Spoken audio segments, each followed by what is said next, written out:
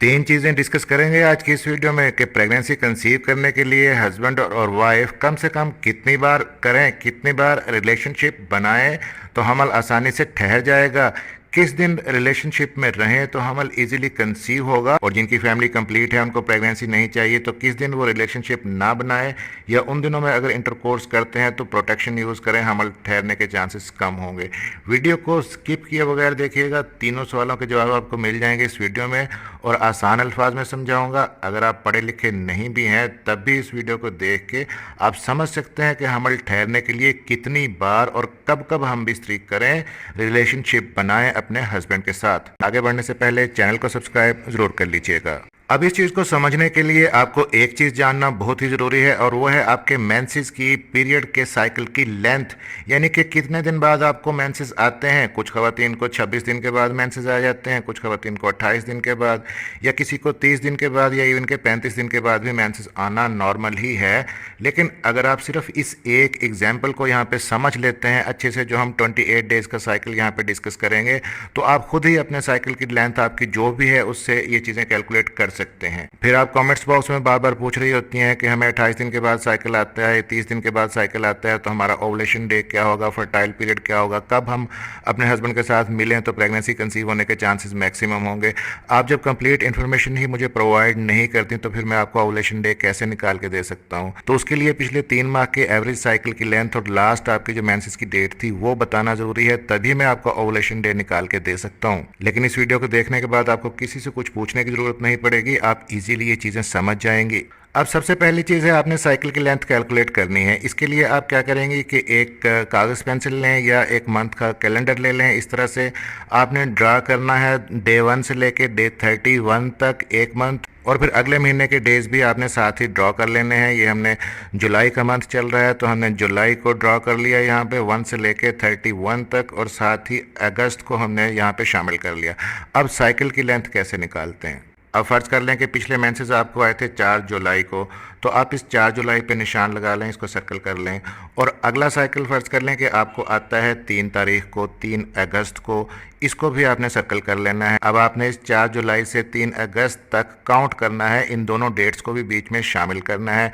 लेकिन ये चीज़ याद रखें कि अगर महीना बीच में 31 का है तो 31 को भी बीच में काउंट करना है, अगर 30 का है तो 31 को क्रॉस कर देना है, उसको काउंट नहीं करना। अब अगर आप 4 जुलाई से 3 अगस्त तक काउंट करें तो आपका ये 30 डेज़ का साइकिल बनेगा, यानी कि एक साइकिल की डेट से लेके अगले साइकिल की डेट तक आपने काउंट करना है। ये आपकी पीरियड साइकिल की लेंथ हो जाएगी। अब इस साइकिल की लेंथ से हम ये पता करेंगे कि आपने हमल ठहरने के लिए कम से कम कितनी बार अपने हस्बैंड के साथ मिलना है, कम से कम कितनी बार एक महीने में रिलेशनशिप बनाना है, और कब कब बनाना है, और जिनको नहीं चाहिए तो कब उन्होंने नहीं करना, अवॉइड करना है रिलेशनशिप। अब यहाँ पे कुछ ख़वातीन ये कहती हैं कि एग्जैक्ट उनका 30 डेज़ का साइकिल नहीं होता, हमें 2 या 3 दिन पहले मेंसेस आ जाते हैं, या कभी ऐसा होता है कि 2 या 3 दिन मेंसेस लेट हो जाते हैं। तो 2-3 दिन पहले मेंसेस आना या 2-3 दिन लेट होना ये नॉर्मल है।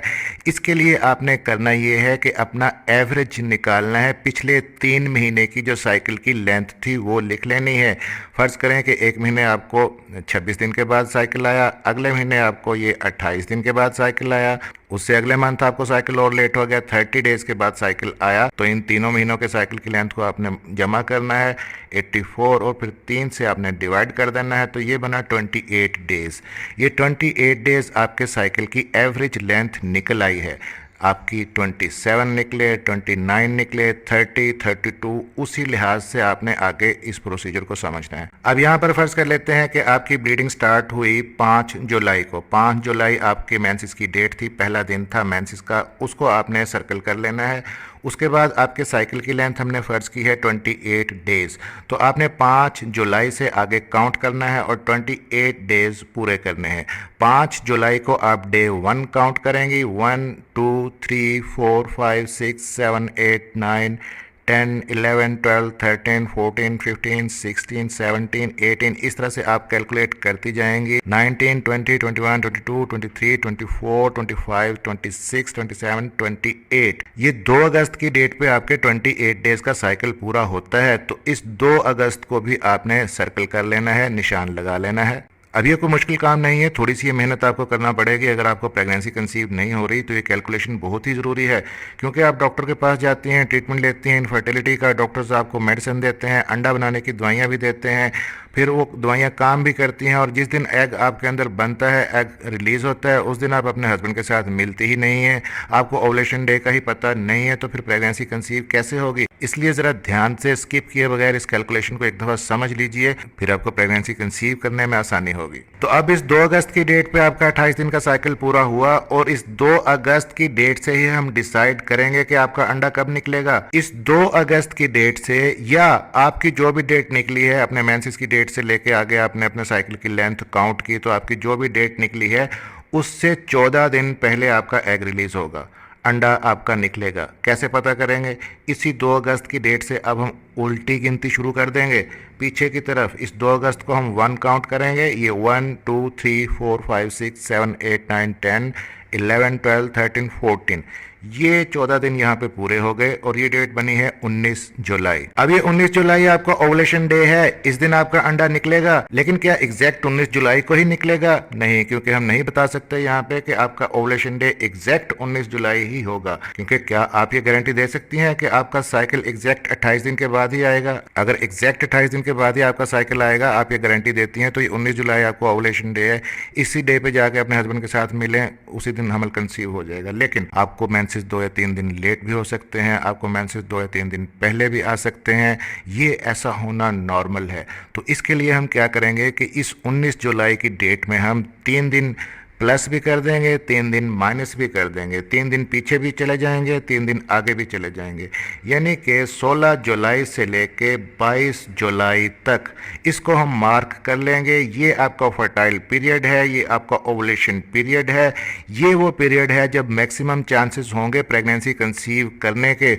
और अब कब कब मिलना है और कितनी बार मिलना है इस पीरियड में, ये भी बता देता हूँ। अब आपको पता चल गया कि आपका साइकिल 28 दिन का था, 5 जुलाई को आपको मेंसेस आए थे, 19 जुलाई आपका ओवुलेशन डे बना था, और 16 जुलाई से लेके 22 जुलाई तक ये जो एक हफ्ता है ये आपका फर्टाइल पीरियड निकला है।